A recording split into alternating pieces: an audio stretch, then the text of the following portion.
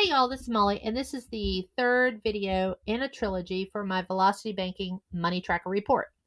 This report rounds out the week of September 23rd through the 29th. In the previous video, I went over how I handle my multiple credit cards and bills each week. To review, we get paid, the money goes in the bank, and from my checking account, I pay the bills that cannot be paid on the credit card. And then those bills that can be paid with a credit card become a credit card payment. This frees up my cash flow and gives me some flexibility when there's seemingly more money going out than coming in.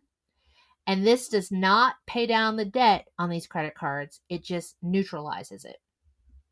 Now, after I pay out my bills for the week, the remainder becomes a credit card payment for my primary card.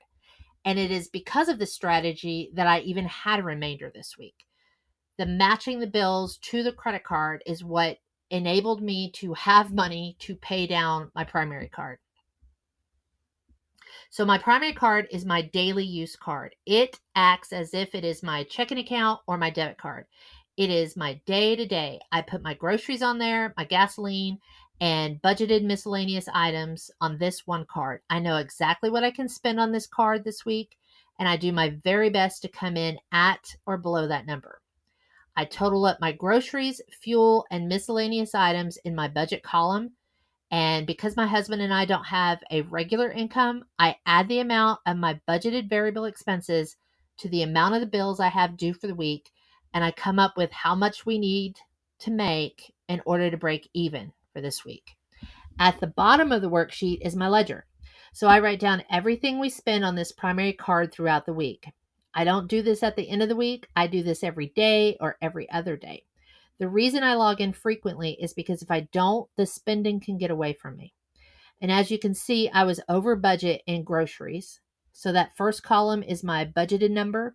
The second column is the amount I actually spent. And the third column is the amount I'm over or under budget. If the number is in red, I'm over budget. If it's in green, I'm under budget. But even though I was over budget in the grocery category, my overall spending on this card came in under budget.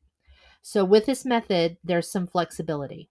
I allowed myself $335 for the week for these items on this card. And I actually spent $254.40.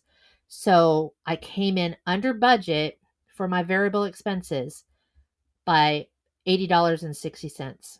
That's below budget. So moving on. Our income for the week was $1,464.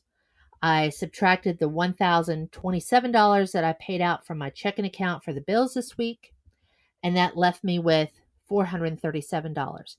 That $437 is the credit card payment for my primary card. And I want y'all to note this primary card is due on the 8th. But am I going to have to pay that $252 minimum payment for this card? No, I am not, because I paid $437 on the card this week. And that's just for this week. My primary card is getting paid every week. Every week I'm getting groceries. Every week I'm getting gas. Every week I pay for some miscellaneous item. So every week I'm making a payment on my card for these items. When dealing with your primary card, don't let the due date and the minimum payment throw you. You are more than meeting the minimum, and your weekly payments are nullifying that due date. So for those of you who've been with me for a while, do you see why at the beginning of September I made the switch from my original primary card to this one? It's because at the end of August, my original primary card didn't have a minimum due because I had been making those weekly payments. And I got the balance down so low that if I made that switch, I wouldn't have to make another payment on that original primary card until October. And at that point, it would be $27. So by making that switch at the end of August going into September, I no longer had to make a minimum payment on my original primary card. And now I didn't have to make this $252 minimum payment for card 3 because it was now my new primary card, and I knew these weekly payments would more than cover that minimum due. So we went over this before in the previous videos, and we're going to go over it again. The balance on my primary card the week prior to this September 23rd through 29th was $7,908.73. And then I spent that $254.40, which means the balance increased to $8,163.33. And then I made that $437 credit card payment. This brought the balance down to $7,726.13. So the starting balance was $79,0873. The ending balance was $7,726.13, which means $182.60 came off the balance of this primary card for this week.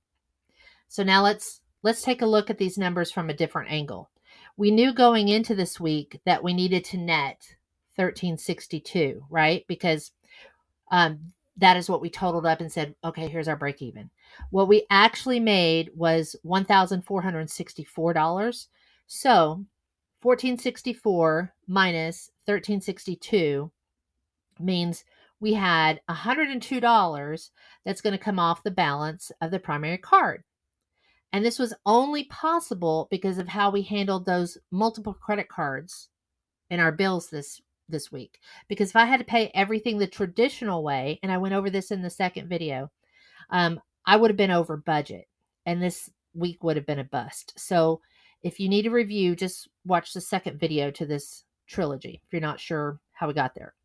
So that's only one leg of how we managed to pay off $182 on our primary card. We got $102 coming off because we came in under our break even. But then we got an additional $80.60 because we came in under budget for what we had allocated for our variable expenses this week. If I hadn't matched those credit cards for my bills this week, I would have been over budget by $163.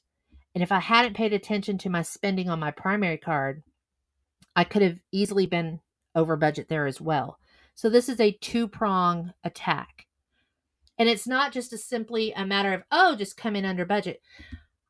If I had been paying it the traditional way, I would not have come in under budget. Okay, so that's what's missing when people will be just like, oh, spend less. It's not about that. It's the way we're spending our money is different. And that's how we're able to do this.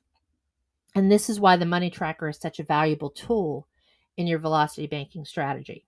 Again, if you're new, I do a modified version of velocity banking. I use my credit cards as my line of credit because I don't have access to a HELOC.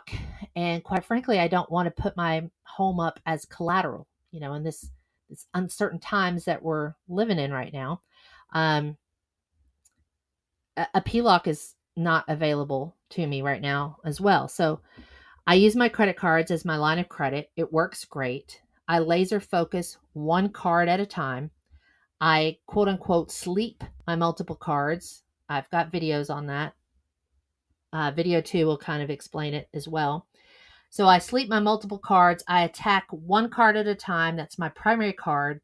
And that's how this card went from virtually no movement over 7 months of me just making minimum payments to try to keep my head above water to $1,400 coming off the balance on this card in just 1 month. So you can download the Money Tracker worksheet for free by clicking in the description or the pinned comment below. If you have any questions, please leave me a comment because your feedback is how I learn to improve the content of what I'm teaching. I hope you found this valuable, and I'm going to go work on the next video. Thanks, y'all.